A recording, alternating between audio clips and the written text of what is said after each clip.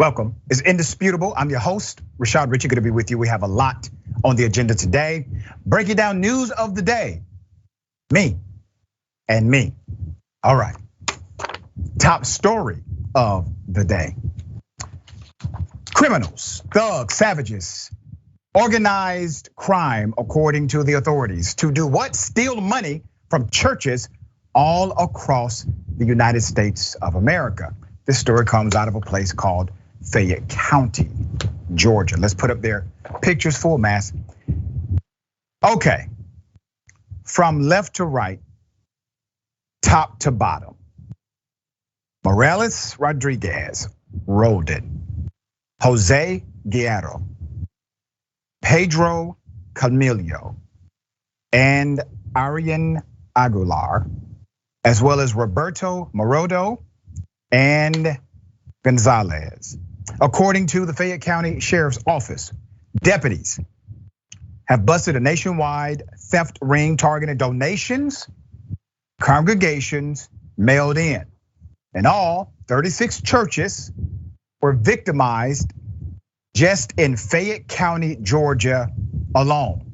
They took more than $150,000 according to the report. Fayette County Sheriff Barry Babb said the ring operates out of Texas, and went to Metro Atlanta to steal offering checks out of a church or out of church mailboxes during the height of the COVID-19 pandemic. Now, remember the why, okay? Why are they going into these mailboxes? Because of COVID-19 having a cause and effect dynamic as it relates to contributions. The majority of operations either stopped or significantly decreased, even churches. How did churches still get money? Members were told to mail it in. So according to the narrative, this operation was so sophisticated that basically these people targeted churches where they knew, or at least had a very strong indication that members were mailing in money. Now, I'm very clear on my linear logic here, as well as integrity. I do not like preachers that steal money from members of their churches. I have blasted those ministers on this show many times. As a matter of fact, one of those ministers continues to post about me on his Instagram page. I'm good with that. Just like I don't like preachers stealing money from members of a congregation, I do not like anyone stealing money from individuals who have given the money for one particular issue or to a facility or ministry. Now there's more. Fayette County deputies said law enforcement arrested 3 people from Houston. They have also identified and are looking for 3 more suspects. We have shown you those pictures. They say this ring has as many as 17 members who have now stolen $1.5 million from churches in 14 states. That is what they have for the record currently. Those states include the state of Georgia. The sheriff said the churches in Fayette County were robbed of $154,000 in checks and were deposited at a Houston area ATM or ATMs. Now here's another dynamic that doesn't make sense to me. Obviously, when you write a check to a church, you put the church's name on the check. That's how checks work. How were they cashing in on checks not written to them, but written to another business? That has yet to be determined as far as how the operation was sustained, if there's an inside individual or not, or maybe a loophole in the system of the deposits they were making and able to benefit from. Based on the information current, this has been going on for a few years, which means they took advantage of a tragedy, COVID-19. And this is why it's important for us to highlight this. This is money being stolen from people in this country. It's theft. It is felony theft. Most states would determine that felony theft is anything over $250 or more. Clearly, a felony operation? Have you heard Republican lawmakers who typically are aligned with many of these churches? Have you heard Republican lawmakers create legislation, propose legislation, hold a press conference, say something on the record policy-wise or legislation-wise in order to address this issue? I guarantee you, this operation is not the only one. These are not the only people who decided to take advantage of desperation, a bad situation, and church members who gave their money in good faith. Guarantee you that. So let's be clear. No legislation, no policy, no remedy, no solution. Let's just say it's a crime, arrest them, and that is it. This deserves at least a policy remedy. We will continue to bring you the updates, as I believe way more than 17 people are actually involved. All right.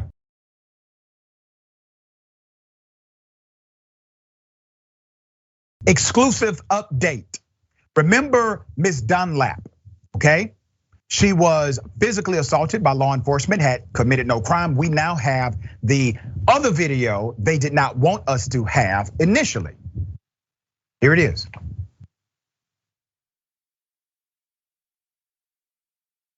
Because you're grabbing my arm very tight. You ready? Okay, now hang on. You're grabbing my arm very Just let her go. She ain't going nowhere now. Look. Let me go. Okay. And now, I'll get the out. Okay, step back and don't let her start. ID right okay, okay, out. It now sure step out is. Okay, now and step you're out not getting it because I know I haven't did it. Okay, well step out the car. Okay. How many times have I asked you not? Please, let go of me. Stop. What are you doing? Let go of me. Let go of me. Let go of me because I haven't did anything. Okay, stop resisting. Stop resisting. Ma'am, give me my phone. Stop resisting. Give me my phone. Ma'am, stop. Give me my phone. Stop resisting. Y'all are hurting me. Okay, stop resisting. You're hurting me. So let me go so I can throw up. I'm gonna let you go. Okay, dude, let me go so I can throw the up. I'm holding you up. I don't need you to hold me up. Unit. Oh my God. Why are you doing this? Ooh, why are y'all doing this? You started with me. For nothing. You came over here with me. What am I being charged with? We are investigating you trespassing on this property. But I know. Okay. And you have resisted, delayed, and obstructed our investigation. Okay, and resisted while we were trying to get you out of the car. Okay, do not. She never was charged. She never was taken to the jail. She was cited on the scene, not charged, but cited by law enforcement for resisting arrest, even though she was not under arrest. How does that work? Remember, she was not trespassing. She was there because she's a property manager for that private property. She was supposed to be there. Now, later, the spin of their story was they were looking for a suspect. They never said the suspect matched her description. They, according to the Post narrative, simply wanted to know if she knew anything about the mysterious suspect they were looking for. But did you hear that in the video? Remember, I read that report in our previous story about this, and it was very clear that this was a spin to the original story. If they were actually trying to find out if she knew somebody, which is insane to treat a citizen in that manner. If they were actually trying to find out if she knew somebody, why did they not ask her? She did nothing illegal. She was not trespassing. She was doing her job. She was on property that was private and she had access to. Guess what? Based on the laws of that state, the police officers are the ones who trespassed illegally. Yes, the police officers are the one who physically assaulted her illegally.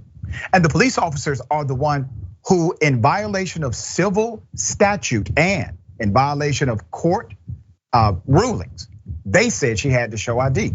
It is not a stop and ID state. She committed no crime. She was right. Remember on the show, she told us this happened to her and many did not believe her. Here's what she said.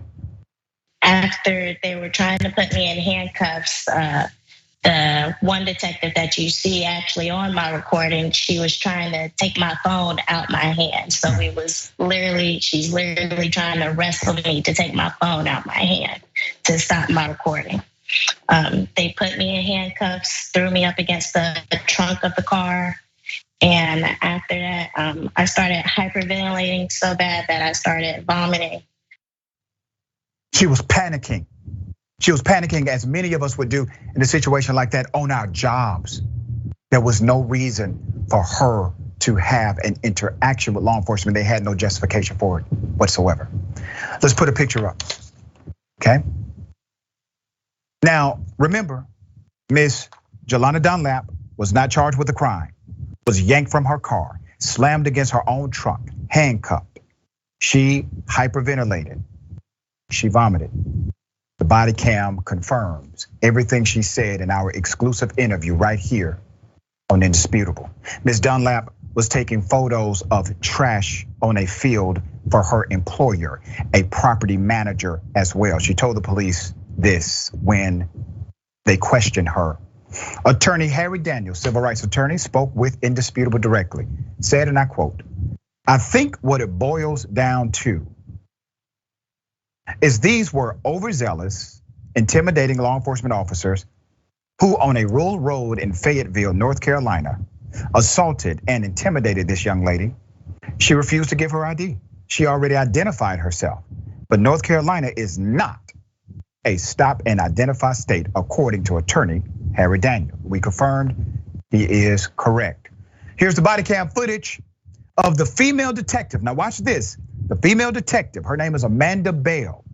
Officer Bell becomes angry when she learned that Miss Dunlap complained about the treatment. Here it is. She's not upset at the situation. She's more upset, unfortunately, at Bell than anybody else. And how she was removed from the vehicle. Oh, you got your camera on though, right? Yeah, right. Don't worry about that. I get a full frontal shot, all right? Okay. Here are your car keys. Do you need anything else from me, ma'am? No. Okay, now, I would say be careful driving out because there's that hump. They're letting her go. They're letting her go. No charges, no resisting arrest. I thought that's what you said she did, resisted arrest. Where's the obstruction of justice charge? When the supervising officer came, the supervising officer said, you gotta let her go. She did nothing wrong. She did nothing illegal, okay? Let's put up the still of Detective Bell, who was grabbing Miss Dunlap by the forearm. And this was while Miss Dunlap was still in her seat belt. A public information officer from the Fayetteville Police Department issued a statement, and it goes like this. On September 6th, members of Fayetteville Police Department's Violent Criminal Apprehension Team attempted to serve arrest warrants for Joshua Page for assault with a deadly weapon with intent to kill, inflicting serious injury, first-degree kidnapping, and felony conspiracy. During this, Page ran from officers into the wooded area in the neighborhood located near Thorndike Drive. Officers began canvassing the neighborhood when they observed Miss Dunlap's vehicle. Full stop.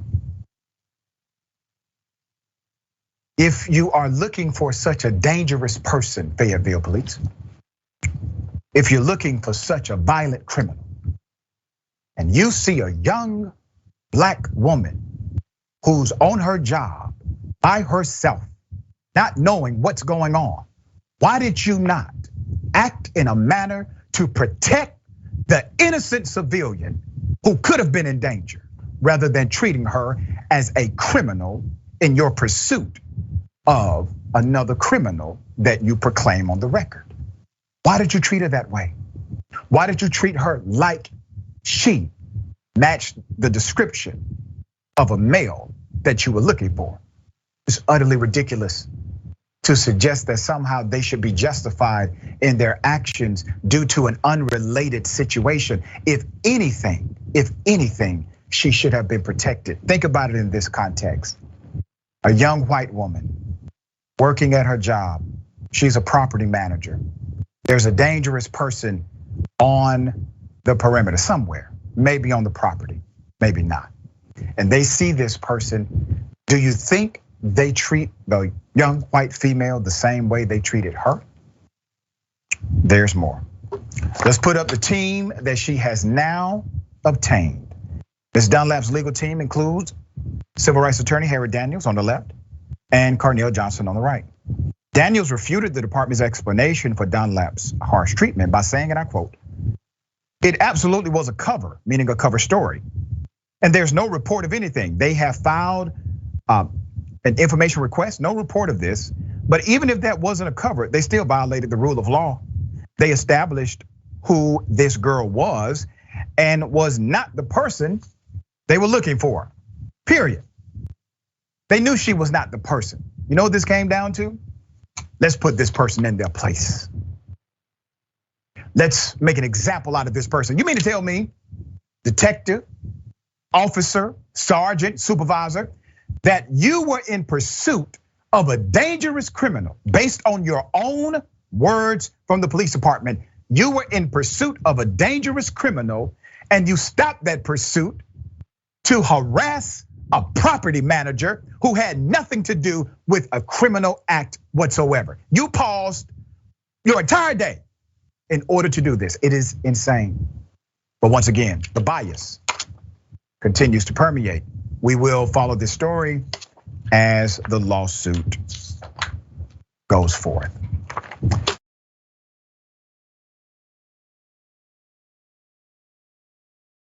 Listen, there's a horrible police chief in a place called Riverdale, Georgia. Let me highlight the ways here. Put up his picture full mass.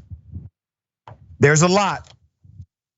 Riverdale City Council was packed with attendees on October 24th, concerned about police misconduct reported by Indisputable. Many were turned away from the meeting, and the prior city council meeting was actually canceled after our initial reporting of problematic issues inside of this police department. Riverdale City Council and the police chief have not responded to our multiple requests for comment. The police chief, his name is Todd Spivey. All right, Mr. Spivey, we have some information here, sir. Let's put it up. Clayton County Police Report. Indisputable received more than 100 pages of an internal investigations report about the chief of police for Riverdale, Georgia, Chief Spivey, who was a detective for Clayton County, Georgia. Riverdale, being a city, is inside of Clayton County.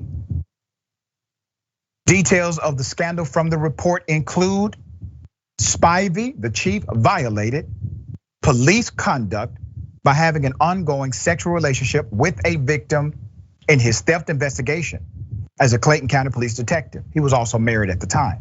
The report also documents that he lied to investigators about seeing the woman while on duty and had sex in his county car.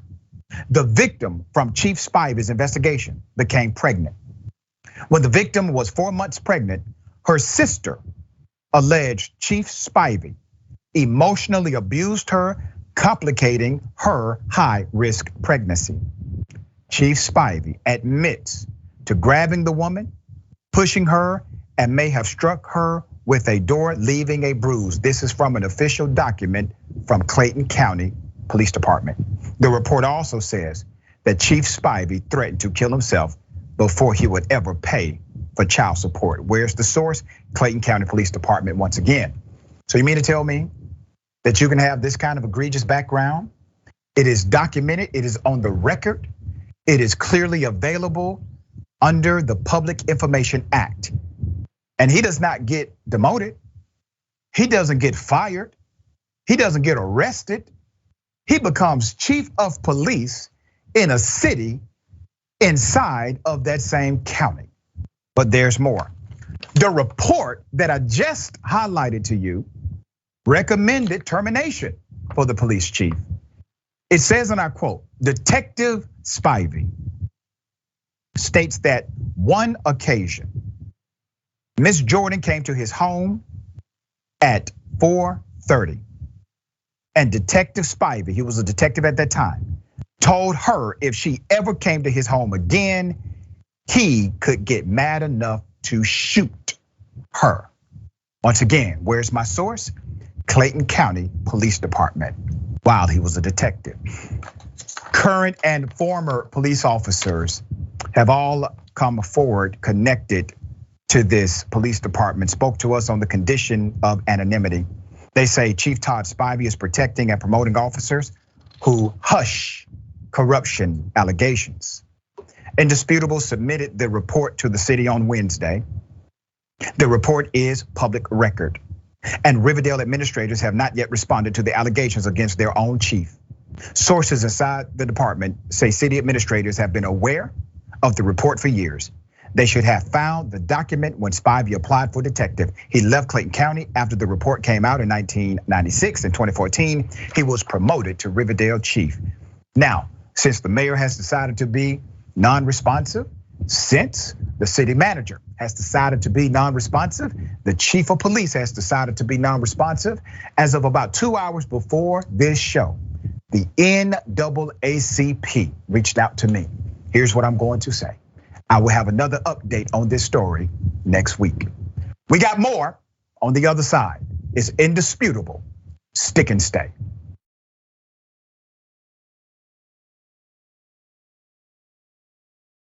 Welcome back. We have a lot of show left. Let me remind everyone about the Carter Center Initiative for Safe Elections. All right, this is called the Principal Candidates of Trusted Elections, and it is something worth signing up for. If you're worried about the health of our democracy, there's a simple step you can take right now. I've taken that step. I work with the Carter Center, very proud of our work with that organization. The candidate principles for trusted elections. Real simple. These are 5 democratic ideals that all candidates should support regardless of political affiliation. Things like respecting the right to vote without intimidation, denouncing threats to election workers, and accepting certified election outcomes are part of it. Thousands of citizens across the political spectrum have signed on and demanded that their candidates do the same.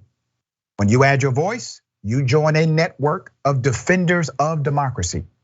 You can add your voice at principledcandidates.org. That's principledcandidates.org. Sign up today. We'd love for us to be on the same team with this, okay? All right, we got a lot of comments. Let's get it. Connor says, happy Friday, Dr. Richey. I'm watching from the hospital with my wife and barely day-old son, both sleeping. I hope he grows up with great role models like you. This is so amazing. Thank you for that, and congratulations to the newborn and to you. Congratulations to the newborn, because obviously the child has great parents, because the parents watch Indisputable. Congratulations to you for having this amazing bundle of joy. I remember those days personally myself. And thank you for the role model compliment, but the reality is you're the biggest role model that child will ever have, all right? I appreciate your continued support.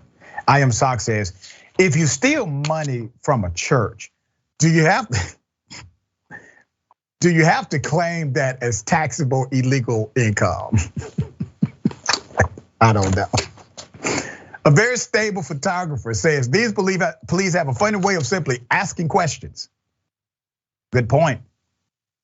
Warlock says, I'm at least pleased that other better officers agreed at all to talk off the record to Dr. Richey and his staff. Yes, many of them.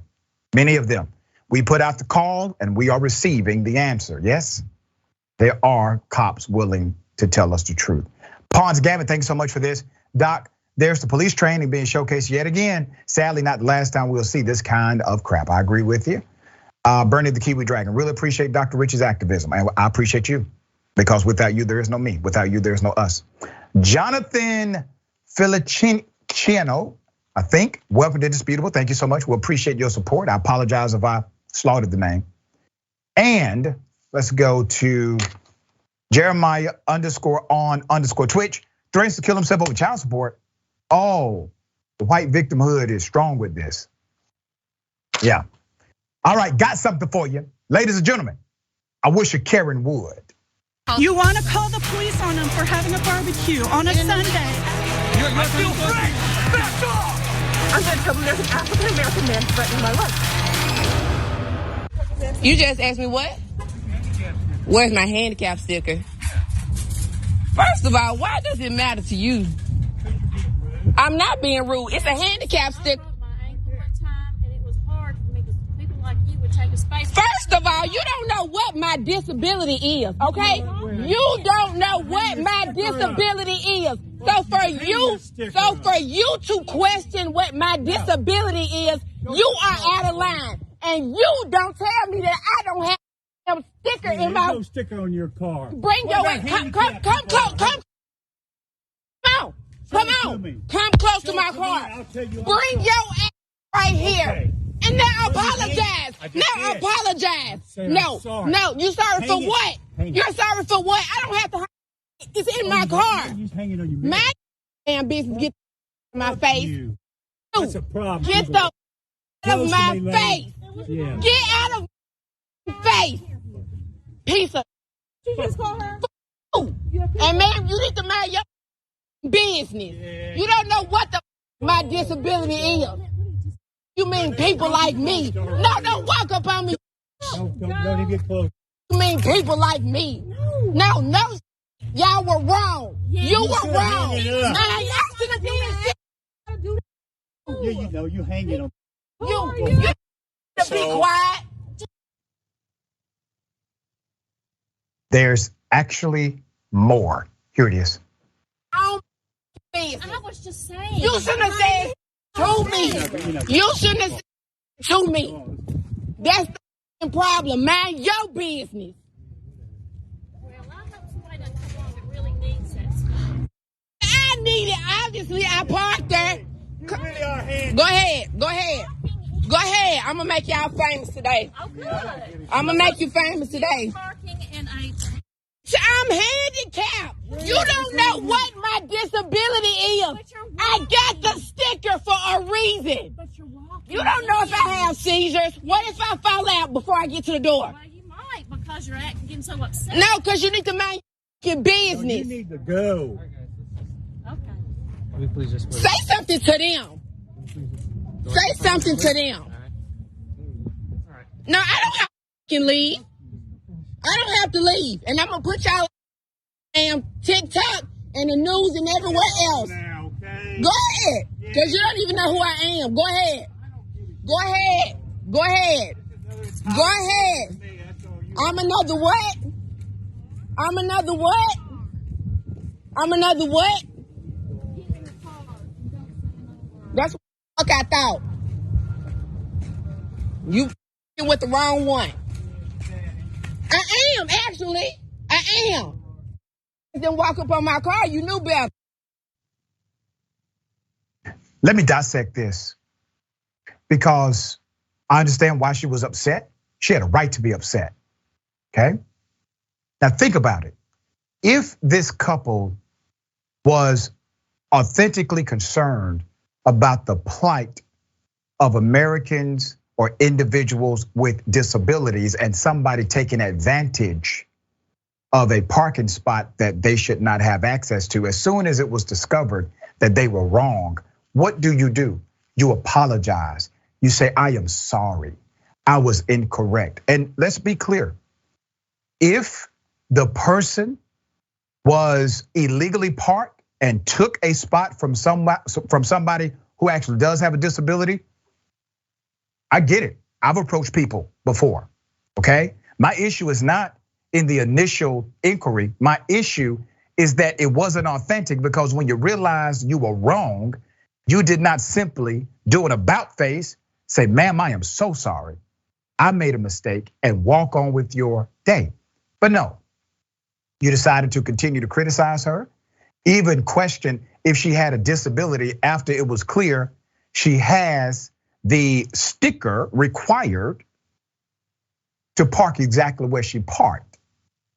Now this becomes clear to us. It was about something else. It was about putting somebody in their place. It was about showing your authority over somebody else. It was about having an altercation when one was not required. Because once again, if you are being an advocate for individuals with disabilities in America, you immediately apologize, realize the error of your ways. Why? because she's a person that you're supposed to be advocating for. She has a disability, a legitimate one. You don't have to know what it is in order to be an ally, if you were an ally at all. All right.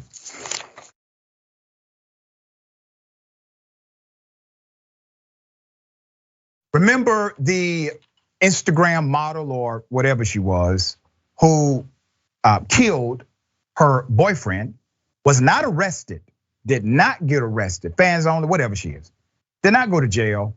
There was an outcry for justice. We said this is wrong, she needs to be arrested. She said, oh, it was self-defense. Now we have audio of her saying the N-word, being violent, being aggressive. Let's go to it, here it is. Don't touch me! What is going on? Like, are you gonna get this mad at me when I'm apologizing to you? No, Christian. Like, you're thinking I'm doing it on purpose?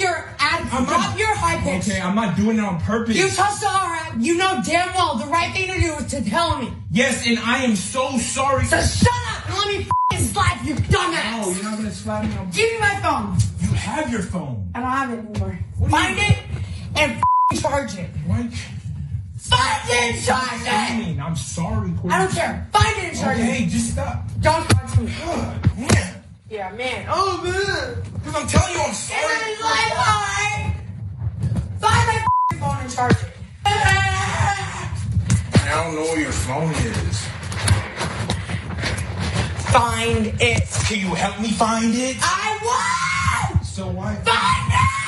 Why are you screaming, man? Not man, but why? Yeah, man. Yeah, man. Yeah, man. Little yeah, man. Yeah, man. Yeah, some old man, huh? Shut the f up. I need to find it because I have to go meet her again. To go out? No! You said she invited you. Christian, just find my goddamn phone. I don't have your phone. Just find my phone. Cece, can you just please shut up? Please shut up. You went to go f***ing talk to her without talking. I didn't go to. Yes, you did. You always want to f***ing you f***ing asshole. Courtney, I was on. You literally told me about it. Now he's like, damn. What are you doing? Son. I didn't go to talk to Ara. I was going on a bike ride. Like, what the? Get off of me! Me going to talk to Ara is just gonna make you act like this? You literally talked to her without telling me! Courtney, I was on a bike ride and she passed me and I said hi. You and Courtney are having a live chat. My bad, I forgot to tell you that. That doesn't make you to act and call me a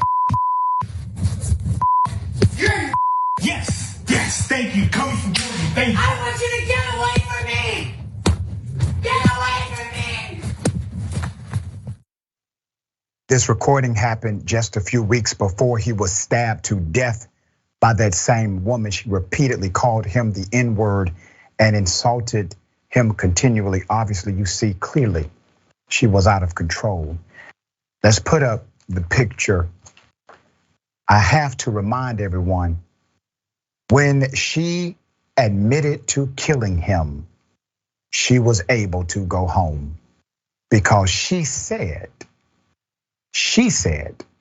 it was in self-defense, contrary to the physical evidence available to investigators at the time.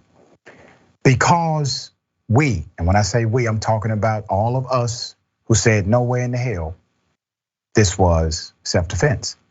Because of advocates, because of others in the community who spoke up, because of our own friends that said, I'm friends with her, but what she's saying is not true about him. She was eventually arrested. Now, let me give you some more background to this. Let's put the picture back up again. Nigerian American Christian Obum Seli was 27 years of age, fatally stabbed by his partner, Courtney Clenny, 26. This happened in April. We reported on it when it happened. Multiple recorded sessions of his girlfriend's violent outbursts were on his phone. It was on his phone. He knew something. He knew something. In addition to audio evidence, there was video evidence of abuse when footage from an elevator showed this same killer striking her partner a month before his murder. Here it is. okay? Now, remember, we got this information after it was concluded she was only engaging in self-defense. Look at this. Look at this. Imagine if he would have done that to her. Imagine if it would have been his voice on the recording acting the way she behaved. Imagine the narrative against him. Imagine the way people would contextualize the events that happened to him. Once again, clearly showing the bias in our criminal justice systems and in how we contextualize things in media. There were many media pundits who accepted the initial report from law enforcement that this was in fact self-defense without questioning the reality of the evidence. There's more. Courtney, the model who committed the killing, was reportedly arrested following a domestic violence incident in Vegas in July of last year. Rundle said police had responded to numerous domestic disturbance complaints about the couple, and their building's management was moving to evict them. An arrest report said prior incidents with the model being physically violent with the victim ultimately led to her arrest. The violent and toxic 2-year relationship of Christian Obumseli and Courtney Clenny did not have to end in tragedy with Christian's murder as a victim of domestic violence, she added. Now, there's something very telling about the why here. Why is it that she got arrested? Well, they clearly say the reason why she was arrested is because of the footage he recorded and the footage the elevator recorded. If it had not been for that information, for that data, she would likely still be a free individual, even though it was clear based on the evidence on the scene, her story did not align to what happened. There's more. She was arrested in Hawaii. Remember this picture? All right, this picture went viral. On suspicion of stabbing her boyfriend to death on April 3rd, police were called to the couple's apartment after Courtney allegedly stabbed him in the chest. Okay, let's go to the next picture. The lawyers also point to body cam footage from 48 hours before the death of her partner, showing how terrified Courtney was of her abusive boyfriend, calling him a stalker. In the video, she is pleading with law enforcement to protect her from him, claiming that even her mother was afraid to leave because of his aggressive and obsessive behavior. Later, she said she made up the whole damn story. She recanted. Now, what happened when she recanted the story? A lot of people said, oh, she's saying it didn't happen because she's afraid. No one said she decided to recant because it was a lie. It was contrary to the facts. She had no evidence to support it because it never happened. They never gave the brother the benefit of the doubt and gave her more benefit than she deserved. Bias, narratives, prejudice, racism impacts our society in ways we have failed to truly comprehend. His autopsy report, let's go to the evidence. Evidence, okay? His autopsy report said the blade went 3 inches into his body and pierced a major artery. Courtney, the girlfriend, admitted to killing him, but said it was in self-defense. She claimed he pushed her and threw her to the floor, so she grabbed a kitchen knife, threw it at him. Keep in mind, this was initial in the report. This was the initial report. Grabbed a kitchen knife, threw it at him from about 10 feet away. That's how she killed him. She said, oh, I just picked up a kitchen knife, I threw it, it hit him, it went 3 inches into his body and he died. However, the autopsy report noted that the stab wound occurred from and I quote, it's on the damn report, forceful downward thrust, and was not caused by throwing a knife from that distance. Did that cause her to get arrested? No. Did the detectives say, whoa, wait a minute here. You mean to tell me you did what? And that happened? All right, fellas, open the shut case here. White woman in distress, black boyfriend, violent. Everybody gets to go home, including her. Racism, bigotry, bias, prejudice. Days after the murder, she was at a hotel bar doing this. I'll videotape her right now. Yeah, you should go. Yeah, you should go. Because you just killed your boyfriend. Yeah, you did. Yeah, and yeah. Yeah, okay, cool. Do you remember how long it took for them to arrest her even after that incident? After she was obviously out celebrating, days after killing her partner? It took them 4 months. 4 months. They had all the evidence on day one. Her story did not match on day one. They had enough evidence to arrest her on day one. 4 months. 4 months later, she was arrested, charged for murder. This came after friends and family of the victim revealed the history of abuse that she committed against him. And even when that truth came out, people said, oh, they were both violent against each other. Now you have more for the record. All right, we'll continue to give you updates as this story develops through trial. We have more on the other side. Is Indisputable. Stick and stay.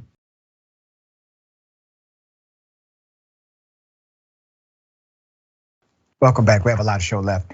Let me remind everyone of this amazing thing coming up next week. It's called midterms. Will Democrats take power or will Republicans take back control? I want you to join the team. You see them. Tuesday, November 8th. Coverage starts at 8 p.m. Eastern Time, 5 p.m. Pacific Time. You can watch on tyt.com/live, YouTube, Facebook, and Twitch. Also, Samsung TV Plus, Roku, Zumo, Pluto TV, TCL, Fubo TV, and Local Now. All right, we got a lot of comments, but I'm kind of pressed for time. Cray Souffle, mind your own business is the best cure for Karens. Agreed. R. King Juan Garcia, thank you for that. I was in USN when President Carter gave military the biggest pay raise we ever had during my 20 years. Love that gentleman and his wife. Rosalind and President Carter are amazing people. Gucci Mane, just walk away, clowns. You were wrong from the go. Exactly. I'm so sorry. Move on with your life.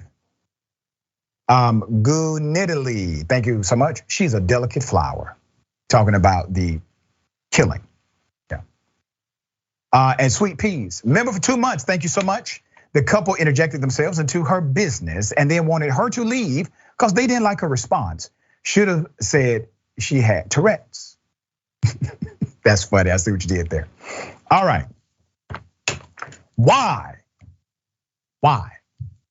American Legion members came dressed like this for Halloween party. It's called blackface. No matter how many stories we do, no matter how many times people get caught up in this madness, still individuals will attempt it. This went down in New York. The commander of the American Legion resigned after a Halloween party over the weekend included 2 people dressed in blackface costumes. This is the most egregious blackface photo. Let me remind everyone of why blackface is in fact offensive. During the mid-19th century, white performers would sometimes put black shoe polish on their face to exaggerate features and to suggest that black people were less than human. They would perform in ways that seemed animalistic and discuss through the art of theater how black people were inferior, and they would call these minstrel shows. Remember, black people, when they were allowed to step foot on stages, they could not step foot on a stage with their natural black skin. They had to also put on blackface by mandate of the protocol because white audiences would be offended by their natural black complexion. All right, let's put it up again. There you have it. Utterly insane. Now let's go to the leader. Post 556 hosted the Saturday Halloween party sponsored by the Carol Rod and Gun Club. Afterward, the club shared photos that showed two people dressed in white clothing with red vests and hats and carrying prop lanterns. The two individuals also are seen wearing black gloves and black face coverings with enlarged lips and eyes. They're supposed to be lawn jockeys. Commander Jim Rossing of Samuel L. Derby, post 556, stepped down on Tuesday. Rossing served only a little over a year. You know why you had to step down, sir? Because you lack leadership and integrity. Somebody comes to your American Legion Lodge dressed like this and you don't have the guts, you don't have the unction to say, take that off or turn around. We don't do that here. No, because y'all are buddies, right? Friends, it's okay, you understand. Well, now you've lost your job because you failed as a leader. The American Legion organization said, and I quote, "There is no place in the American Legion family for racist activities or behavior." That's what they said. Now, obviously that's not true, but that's the statement they released. They also said in a statement to the Post Journal, and I quote, "The American Legion was outraged to learn that two individuals wore blackface during a Halloween event at one of our posts. The American Legion Department of New York conducted a full investigation. As a result of the investigation, it received the resignation of the post 556 commander the next day. He is also no longer a member of the American Legion. Good. Here's what we know about the costumed individuals. Not a whole lot, but we got a little bit. The two individuals were not members of the American Legion, but were with the Sons of the American Legion. Members of the nonprofit organization include males whose parents or grandparents served in the US military and are eligible for American Legion membership. Though the two were not identified, the American Legion said they also have resigned this week. On Monday, the Carol Rod and Gun Club, who sponsored this event, released a statement on their Facebook page. It says, "We would like to acknowledge the controversy some people have taken over a recent Halloween costume party. We are a private club which consists of 1,100 members of all ethnic groups, of which were in attendance that night." What? Wait a minute. I thought you all were going to say something that we gave a damn about. You stated facts of your membership. It is reported that the club later took down the Facebook page. Here is a photo of the history of the costumes worn by these racist individuals who mimic black lawn jockeys. This photo comes from the Jim Crow Museum of Racist Memorabilia at Fair State University, who addressed statues that depict the caricature in blackface, wearing horse racing attire and holding a lamp or a hitching ring. There you have it. Okay. I will film you back. Yeah, go ahead, film it back. Cause you're the one that was trespassing. Ma'am. Cool, you got your phone, call 911. So they know that it's her. Call 911, sure. Do it, this is. Yeah. You have a motion sensor that's designed to be painful. You have an object that's designed to be painful that goes off repeatedly when people walk by. It's really, oh my God, please. Then move or go inside. Next door. Okay, and you're the one trespassing on our stuff. When your car you're going over here. Okay, but is it bothering you right now? Is it bothering you right now? It is, indeed. Then go inside. Or you want to wait for the cops? I'll wait for the cops. We'll wait for the cops. I'll wait for the cops. Okay. If it bothers you, just walk away. Just close your eyes. It's a bright light. It's not hurting anybody. And there's more from this. The Karen and this person argue about property lines and they call the police. Let's watch that. I think that this is trespassing, but you keep your car on the sidewalk in front of your garage. This is our garage. This is our property. This is our property. You cannot tell us where to park. Yes, it is. This is our property. This right here is our property. This is not your property. Right here is our property. That is the public sidewalk. This is our garage. Are you crazy? So put your car in the garage, ma'am. Are you crazy right now? I'm not. You are crazy. You are crazy. I did spend time trying to look up, information about whether or not this is legal, and I couldn't in Googling find anything specific to the idea of a motion activating noise sensor. But I did find something saying that if they're making the public space unusable. Karens, they keep the police in business. Is it a crime for your light to be touching the sidewalk? So the neighbor gives a little bit of backstory about this, and this poster provides some backstory as well. Let's watch. Basically, if you've been watching the stories, there's been a lady that's been trespassing in the yard, taping up the rat sensors. So today while we were doing the trash, she came up to us and was just acting like she was begging and pleading for us to remove the sensors. So we called the cops because the last time we called the cops, they said that she's trespassing and she could be arrested. Literally, the cops came in like 2 seconds. While my sister was making the call, the first thing they asked was she's white, and that's the fastest that they even appeared. So the cops came, they didn't do anything. They pretty much said, you can file a claim for harassment. Just gonna keep documenting. File a claim for harassment. So they showed up, they saw what was going on, and they were like, maybe you can file a claim if she comes back. It's all on video. We saw what happened. Clearly harassment. They were just trying to take the trash out at night. And what she says is the police came the fastest as soon as they found out she was white. We know that the police do not respond quickly to problems of crimes of black folks, if they are the victims, people of color who are the victims, working class people, poor people who are the victims of crimes, because they exist to serve and protect white supremacy and property. It's very simple. There are infinite stories that demonstrate this, but we have to keep covering it because that's very clearly not observed by everybody. Jackson, what are your thoughts on the big light scandal? Well, she just has way too much time on her hands. She's quite bored because who has time for police unless absolutely necessary? She's like, I'll sit around, I'll chill till they get here.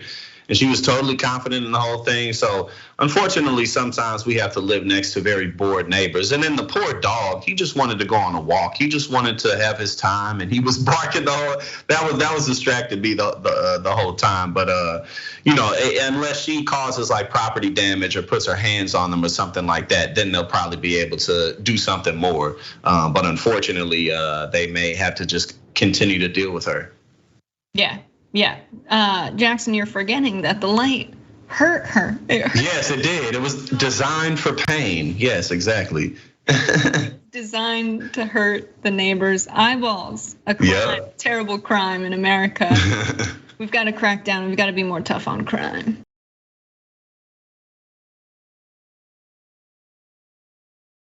Now, I've said this before, and I will say it again. Trump is going to run for president. He has now said it on the record. Here it is. In order to make our country successful and safe and glorious, I will very, very, very probably do it again, okay? Very, very, very probably. Very, very, very probably.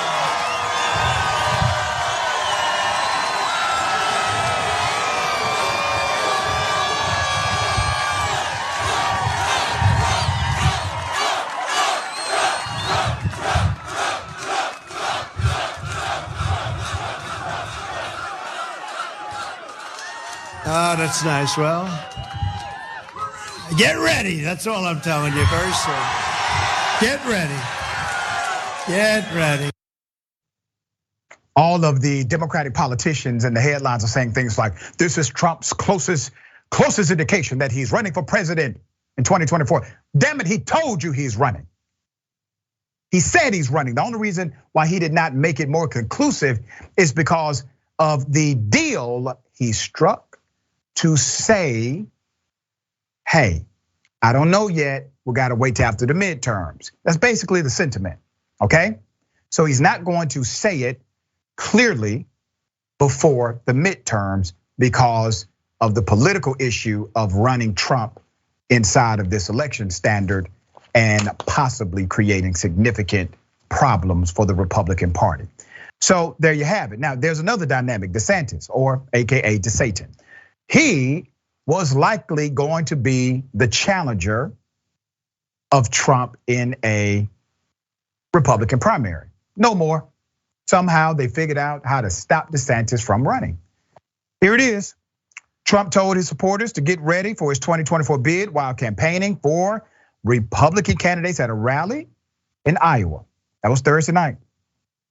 The former president teased his comeback after repeating false claims that the 2020 election had been rigged and stolen, wrongly insisting that he actually won the election twice.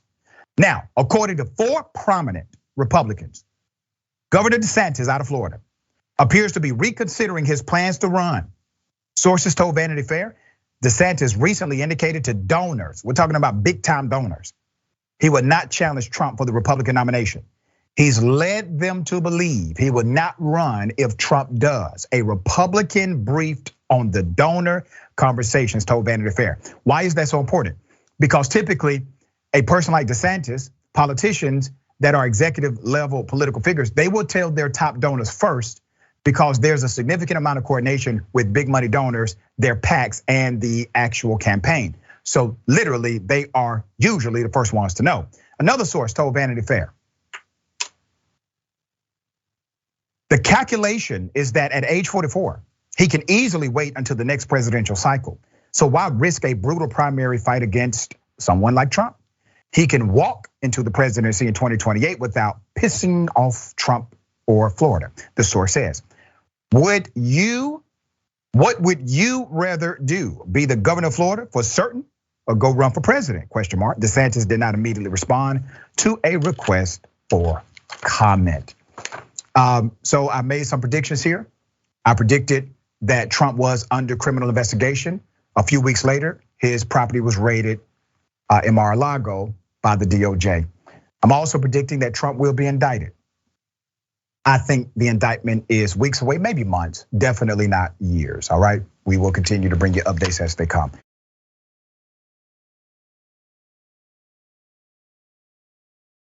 Okay, a suspect obviously complying with law enforcement, but this happened to him. Here it is.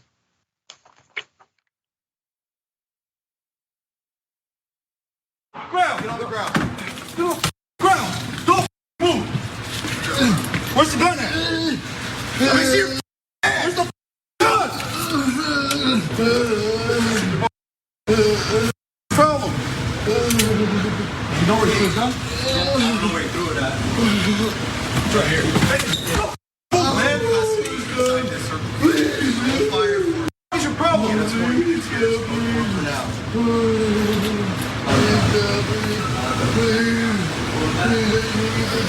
Check his phone. Wait.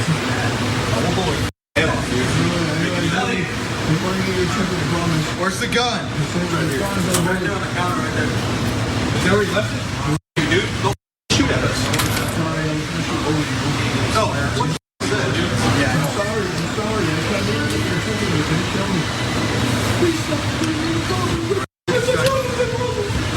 Shut the f*** up! Check this on, check this out. Please.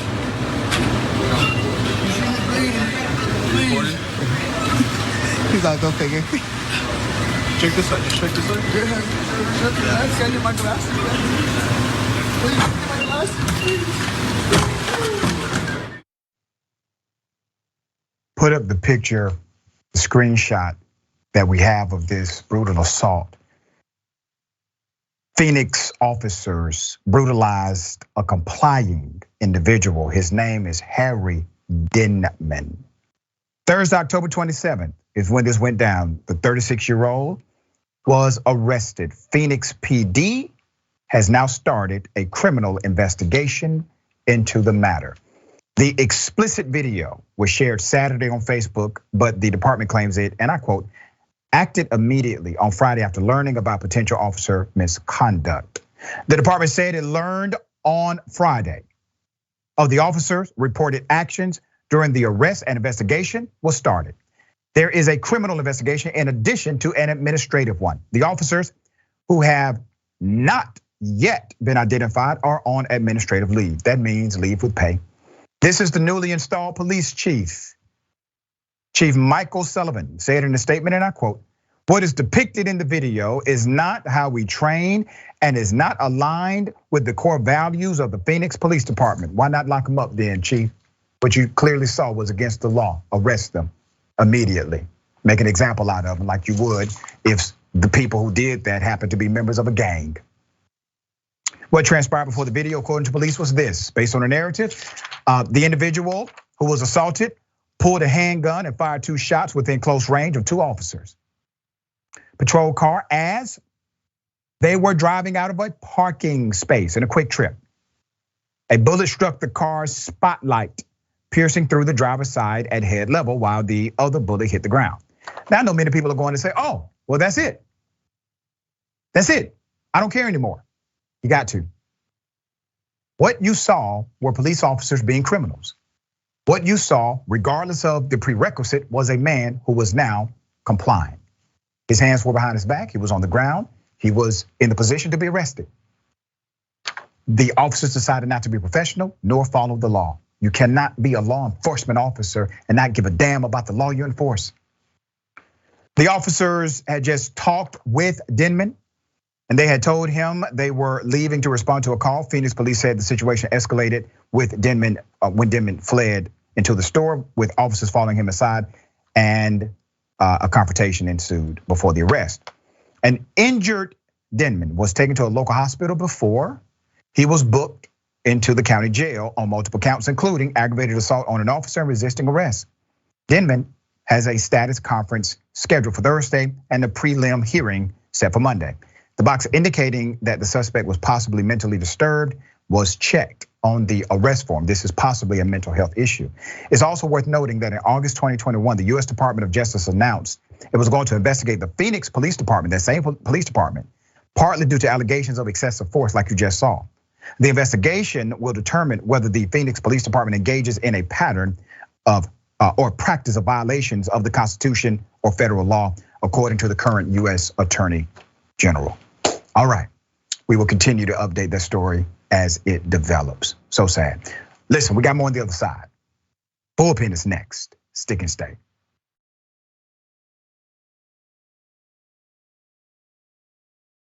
Ladies and gentlemen, welcome to the Bullpen.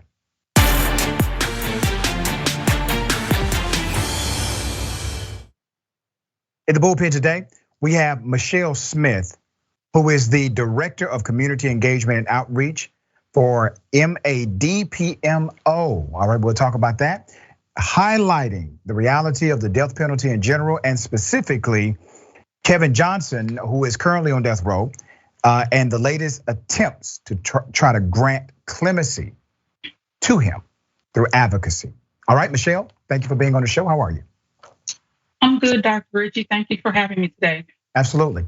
Let's talk about the reality of how ineffective the death penalty is in general. Then we'll get into this specific case. Obviously, I've done many studies that show clearly the death penalty does not stop, nor does it decrease capital offenses in a state. As a matter of fact, the states with the lowest capital offenses actually do not have a death penalty at all. So it does not do that. The government has engaged in state-sponsored murder when they say yes to executing an individual as punishment for a crime.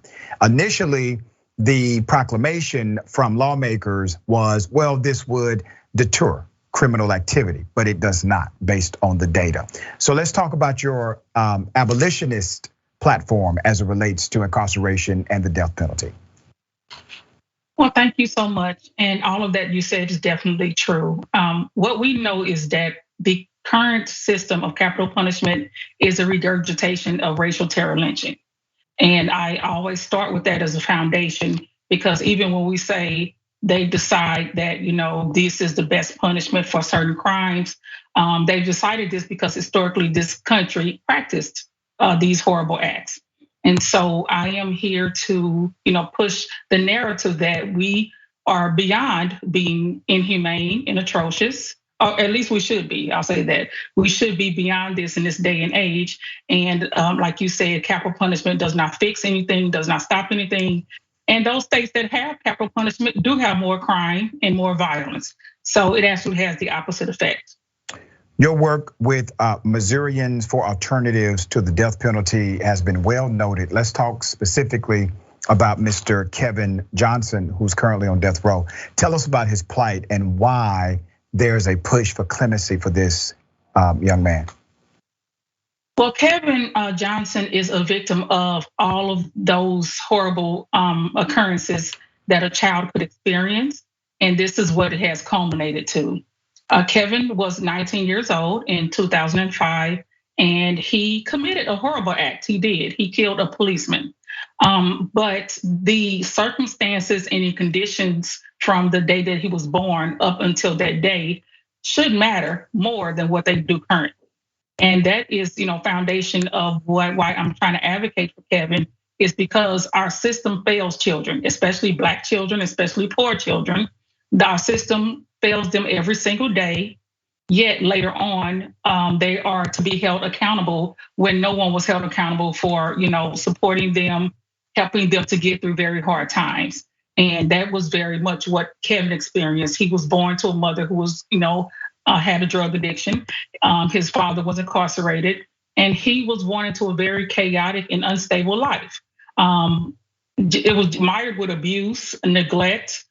Even those people like the school that should have helped him, they really did not. And so Kevin just suffered tremendous abuse, like I said, abuse, violence in his entire life, which led up to those actions that he took on July 5th of 2005. Again, at 19 years old, that's still a child, that's a baby. And so studies have shown that people's brains don't even develop until they're about 25 years old. So to want to hold a 19-year-old accountable for a horrible mistake is something that happened as a result of not caring about him his entire life.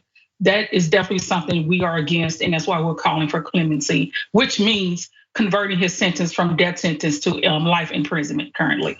I wanted you to make that point. I'm glad you did, because the advocacy is actually not for release. The advocacy right now is for conversion of the death penalty, which is final. You don't get more final than death on this plane. The death penalty to be converted to life in prison. And here's the reality. Many individuals who have killed someone, they have life. They did not get the death penalty. Even in premeditation, many of them have life. They do not have a death penalty affixed to the conviction of that crime. Why do you think at 19, with all of the other variables that typically go into effect as it relates to if someone gets the death penalty, why do you think the 19-year-old Kevin Johnson received the harshest punishment allowable under the law for the crime?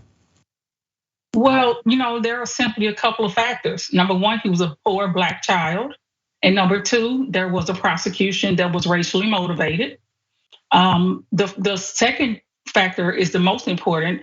Our prosecutor at the time, Robert McCullough, who also is the person responsible for not seeking a charge against the person who killed Mike Brown Jr. This same prosecutor, when Kevin was 19, felt like he deserved to die for killing this policeman. There was no mitigation that was enough for him. There was no compassion, there was no empathy to Kevin's life. He had a mission and he accomplished that mission. Now, the first time he tried to do this, the first trial, it didn't happen. But the second trial, he made sure he got an all-white jury. And we know that all-white juries, what they do to young Black men, right? So he got an all-white jury and he made sure that Kevin's life in a situation that led up to that day were kept out of the courtroom. And in that second trial, he did get the sentence he was looking for, which was a death sentence. I want to make sure I humanize this for everybody who's watching. And I'm going to place personal perspective into the conversation. When I was 17 years of age, as a young juvenile delinquent who was a foster kid, I got into trouble. I was a member of a gang. I got arrested at 17. I assumed I was going to the juvenile detention that I had been to many times before. And the police officer informed me that Georgia had just changed the law and that every single 17-year-old was now an adult in the state of Georgia for criminal prosecution purposes only. You were not an adult in any other context, but if you were arrested by police, right? So he takes me to real jail this time, and I'm being prosecuted under a felony statute. I was facing 22 years in prison. The DA of the county, DeKalb County, Georgia, J. Tom Morgan, who was progressive on criminal matters as it relates to prosecution. He was more of a reformist. He didn't like the state law. So he created a policy in his office that said if any 17-year-old gets arrested in my county, they're gonna get something called the First Offenders Act with no felony conviction on their record. Now, remember, the reason why the law was created was to make sure they could throw young black men away for years without having to be thoughtful about our socioeconomic reality.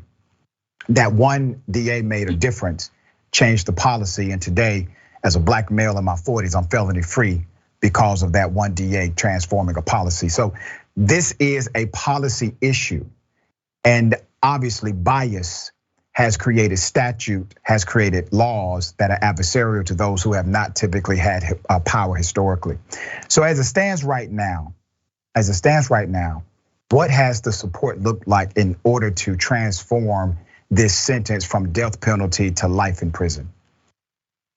Well, currently, Dr. Richey, we are trying to educate the public on death row, death penalty, and also specifically Kevin's case.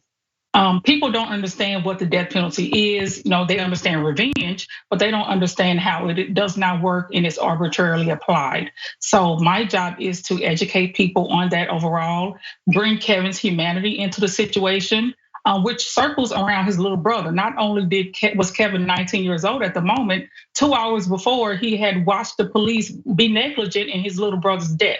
And that is actually what brought Kevin over that line mentally in his grief and trauma. And in that moment, who's watching their 12-year-old brother die and not feeling some rage and some poor decision making, I'll say. And so I really try to educate people on those factors that led to what happened with Kevin.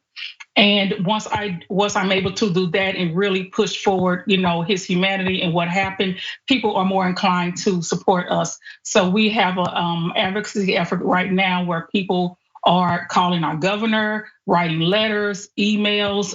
We're also having different events where the public are coming out to support us. So this is all around about humanizing Kevin and pleading with the governor of Missouri, Mr. Mike Parson, to grant him clemency. What kind of person is Kevin? Kevin is a really intelligent young man. He's a prolific writer. He's actually written 2 books and working on a 3rd. He's also a grandfather and a father.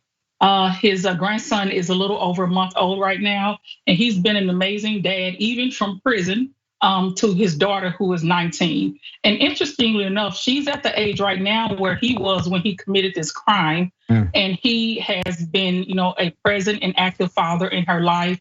He makes sure to keep connections with her. He's also a very soft-spoken person. He's also quiet. All of his teachers said he was very quiet in school, but something happened that made him, basically snap is the word that I use. But he's a great person, and he does deserve this clemency because he's helped so many people both inside and outside of prison. Michelle, we have less than a minute left. For those who are watching this, how can they connect with you or your organization, provide support if they choose to?